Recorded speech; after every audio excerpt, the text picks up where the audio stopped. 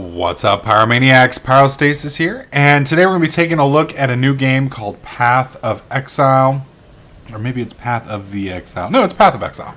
And this game, I think, is going to be the next kind of big thing that's out. It's very Diablo-esque.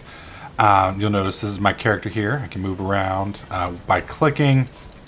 And then you have your abilities down here where you can set things to either QWERT, or you can set them as left mouse, right mouse, and I believe middle mouse. So the nice thing about this is, you can have your primary clicks where you can click a weapon or skill and it will go off. And then you can also have your little hotkeys here if you're more familiar with like a League of Legends style system. Now, one of the nice differences from Diablo to this game is, you'll notice down here in the bottom left, you're going to have a series of flasks. Now, flasks, you have two types, obviously, mana and health. Well, the nice thing about these, unlike normal ones, is they gain charges when you kill things. So you don't have to go and constantly replace these things at a merchant and buy them over and over again and constantly restock them, which can be a major drain on your economic character starting out. It's pretty laid back, pretty easy, and you just pop it when you need some mana, you kill some things, you pop it again, you get some more mana, you kill some things, etc., etc. Rinse and repeat. I think the two main differences in the parts where this is really going to shine over Diablo 3 specifically is it's more like Diablo 2 in the aspect that the combat's a lot more fun, the characters are a lot more diverse, and it just feels more fun. I don't know, Diablo 3 just wasn't fun for me. So when I say more diverse, what am I talking about? Well, brace yourselves. If you're not sitting down, you probably need to go sit down. I'll give you a moment, because this is going to be hardcore and I don't want you freaking out. All right, you guys sitting? All right, take a look at this. Bam! This right here is the skill trees. Holy shit. Yeah, pretty massive. Pretty massive. So basically, the game is divided into three archetypes. You have intelligence, strength, and dex. And then you have three hybrids, which are a combination of strength, intelligence, intelligence, and strength and dex. So what am I talking about when I mention these stats? Well, you can see right here you've got different starting spots. So we've got 1, 2, 3, 4, 5, 6 starting spots. And I'm not sure what this one is here in the middle, honestly. But you've got the witch up here. She is the intelligence-focused caster. And you're going to notice her start-off stuff is all intelligence-based. All of this stuff is mana. You've got casting speed, you've got minions, you've got spells, bonuses, and things along those lines. Then you've got the hybrid characters, which are going to start in some of these other spots. And then you've got your, like your dex-based guy who's going to be focused 100% on dex. And then I believe, is this the strength one? I think this is the strength one. So you've got things like hit points, melee damage, life, armor mastery, etc., etc. So the nice thing about this is your character can be completely unique. Your track down this, like right here, this is where you start. This is your abilities. I've got 30 mana, 14 strength, 14 dex. So from here, I can go right, I can go left. When I come down here, I can go straight down this path and over into this area. I can, go straight up here into Minion Master. I can go far left. You can basically do however you want. And there is a level limit, so you are focused on, you do have a limited amount of abilities that you can get. And some of these are interesting. Some of them, for me personally, aren't so cool. But you can completely customize your character in just extreme ways. And it's a very unique skill system. Now, a lot of you are like, well, what do I do if I, spec my character and I don't like it? Well, there is a system for respec points. When you do certain quests, you're going to get your respec points loaded up, and you'll be able to undo some of these skills. There's also a item that you can get in game that will allow you to basically forget abilities, so you can respec your character there. However, they are in short supply, and it might be easier, especially if you're level 60 or so, to just simply start a new character, kind of like you would in Diablo 1 or Diablo 2, to refresh your character. Now, if you've looked at some of these abilities, you may be like, well, wait a minute. I'm not noticing any spells. I'm not noticing any, direct abilities or anything along those lines. Well, so one of the other things that's really unique about Path of Exile is the way the skill system works. As I mentioned earlier, there are no skills in the skill tree itself, or in the perk tree or whatever you want to call it. The passive skill tree is the actual name for it.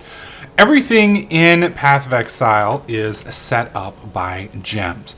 And you can see right here, I've got 2 gems in my wand. I've got the Fireball spell and I've got the Raise Zombie spell. Now, when you hold your cursor over this, you can see what the level is, how much it costs, what the cast time is, what the required level and intelligence requirements, etc., and then what it actually does. And then towards the bottom, you can actually see the level of the item and how close it is to the next. So we've got 2211 of 2560, and this next one also 2211 of 2560. So what does that number mean? How do you gain that? Well, every time you kill something, 10% of your experience goes to these gems. And as you get close to leveling, you can see them popping up here. So as you level up and as you do more damage and kill things, etc., these skills and these perks are naturally going to grow. Now, the other nice thing is, other than the requirements to simply cast them, there are no class requirements. So, for instance, my Sork can use, or I call her a Sork, my Witch, I guess is the actual class name, she can use the same abilities that a warrior can use, assuming she meets the level requirements and the stat requirements. So this allows you to have some really diverse characters. You can basically make any type of character you can possibly conceive of. And everybody's not just going to be cookie cutter. I mean, that was one of the main drawbacks with Diablo 3 was, there just weren't really all that many different builds that were actually functional. And as you got up and level, things got harder and harder, and you basically got more and more pigeonholed for a specific damage type or a specific class or specific build.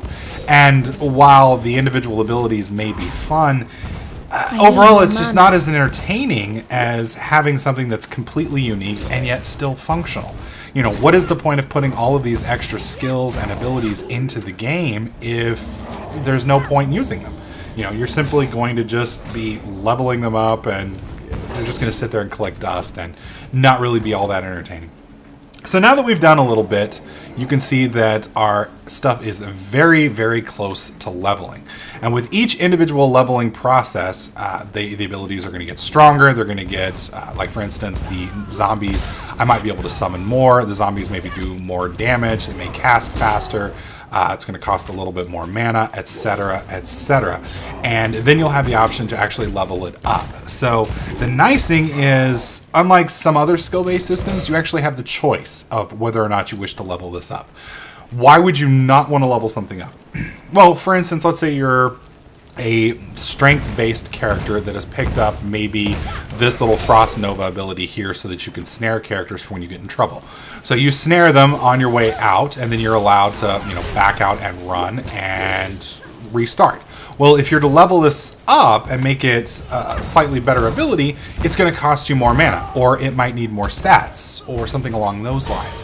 And at the moment, you don't have that ability, and you don't plan on it since you're a strength-based character, so it makes it kind of useless if you're leveling up. So this allows you to do complete min-maxed builds. You can have a badass melee tank with some form of maybe a healing spell or maybe a snare spell to allow you to kite monsters. And it really adds a lot more diversity.